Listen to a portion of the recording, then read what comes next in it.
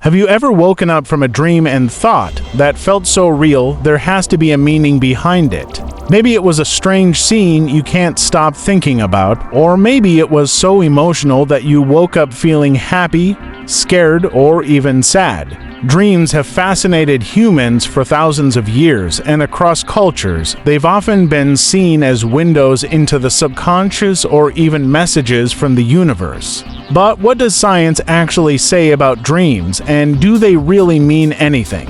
Let's start by looking at what a dream really is. At its core, a dream is a series of thoughts, images, and sensations that happen in your mind while you're sleeping.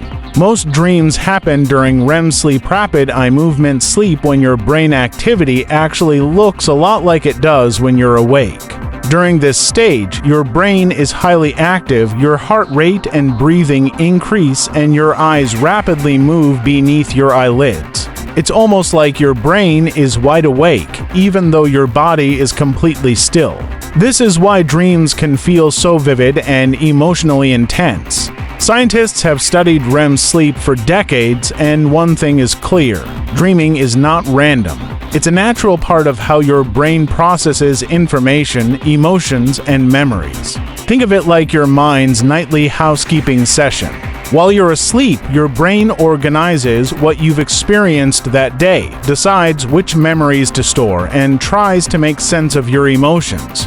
Dreams may simply be a byproduct of this process, your brain stitching together thoughts and feelings in strange and sometimes surreal ways. But if that's all dreams are, why do they feel so meaningful? Why do we wake up thinking, there must be a message here? Part of it is because our brains are wired to search for meaning in patterns. Humans are natural storytellers, and when we wake up from a dream, our conscious mind tries to piece together the fragments of imagery and emotion into a narrative. We naturally ask ourselves, why did I dream this? Does it mean something about my life? This search for meaning has shaped how cultures throughout history have viewed dreams. In ancient Egypt, dreams were seen as messages from the gods. In ancient Greece, people believed dreams could predict the future or reveal hidden truths. For many indigenous cultures around the world, dreams are considered spiritual journeys, offering guidance or insight. Even today, many people turn to dream dictionaries or online guides to decode the meaning of specific dream symbols, like dreaming about falling, flying, or losing your teeth. Psychology as a formal science has also been fascinated by dreams for a long time. Sigmund Freud, often called the father of psychoanalysis, believed dreams were the royal road to the unconscious.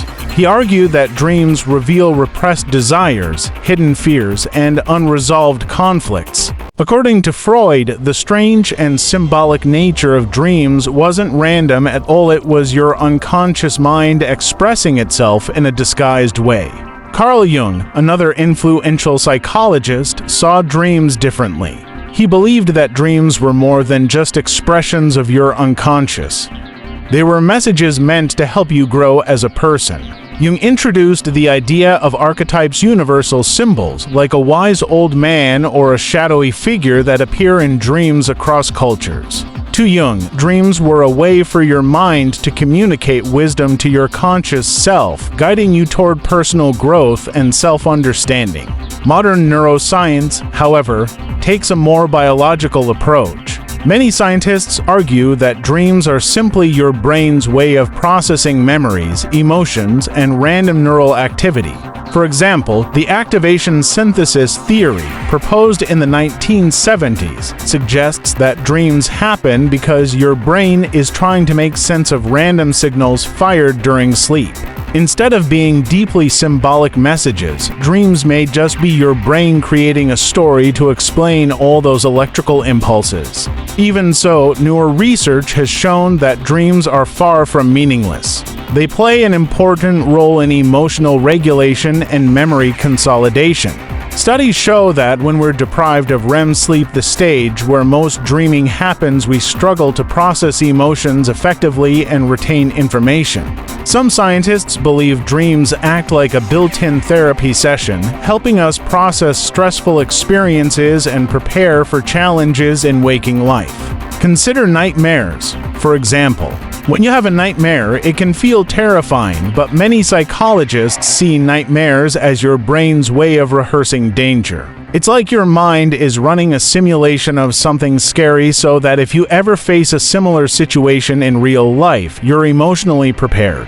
This could explain why nightmares often follow trauma or periods of intense stress. Lucid dreaming is another fascinating phenomenon.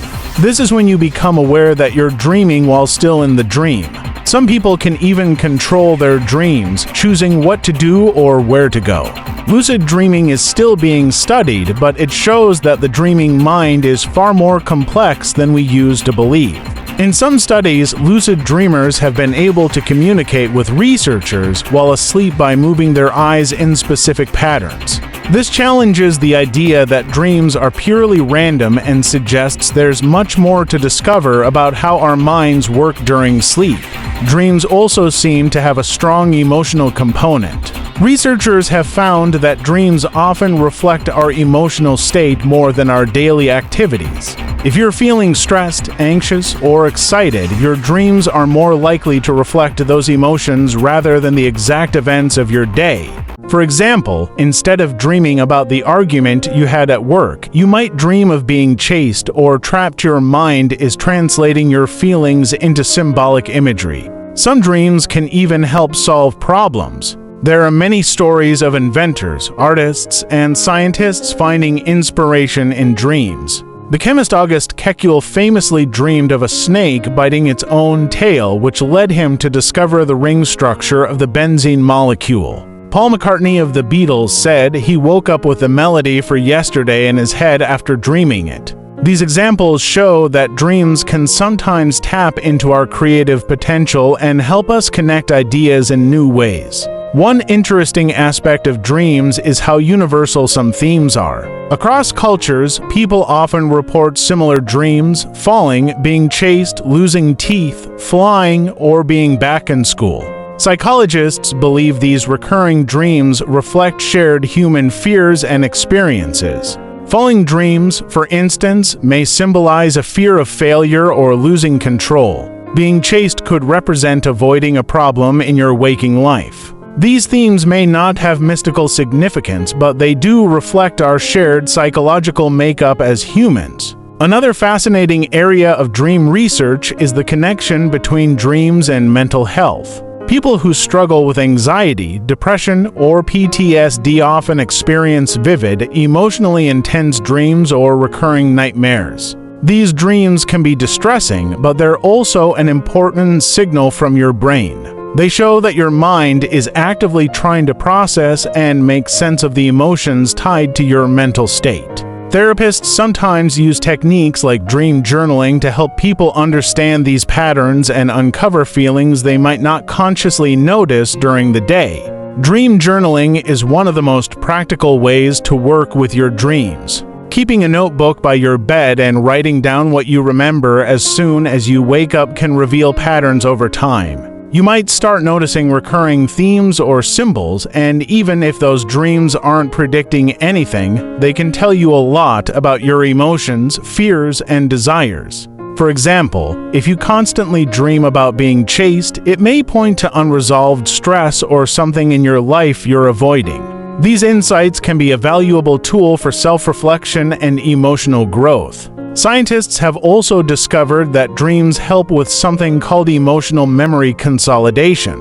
This means that your brain uses dreams to process emotional experiences, separate what's important from what's not, and store that information more efficiently. This is why people often dream about significant life events, graduations, arguments, breakups, or big accomplishments. Your brain is prioritizing those emotional memories, and dreams are part of that sorting process. There's even evidence that dreams can prepare us for future challenges. Some researchers suggest that when we dream about potential threats like being chased or failing an exam, it's a type of mental rehearsal. Your mind is running through scenarios so that when you encounter something similar in real life, you feel more prepared. In that sense, dreams are like a personal simulator for emotional and physical survival. But does that mean every dream has a deep meaning? Not necessarily. While dreams can reflect your emotions, your brain is also firing off random signals during sleep.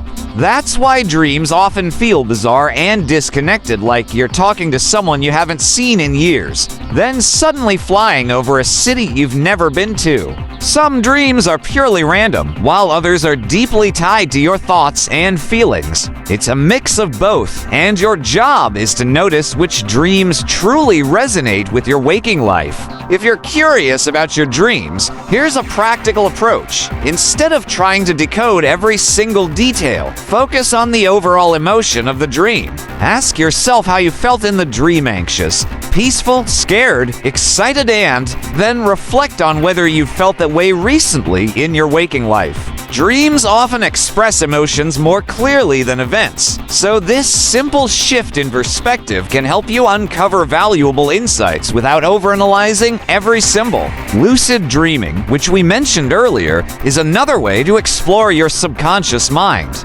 Some people practice techniques like reality checks, meditation, or keeping detailed dream journals to increase their chances of becoming lucid. Once lucid, you can explore your dreams consciously, ask yourself questions, or even practice skills. Lucid dreaming has become a fascinating field of study, with some therapists exploring its potential for treating nightmares and building confidence. In the end, whether you believe dreams are messages from your subconscious, random brain activity, or something spiritual, one thing is clear: dreams are deeply connected to who we are. They reflect our fears, hopes, memories, and creativity.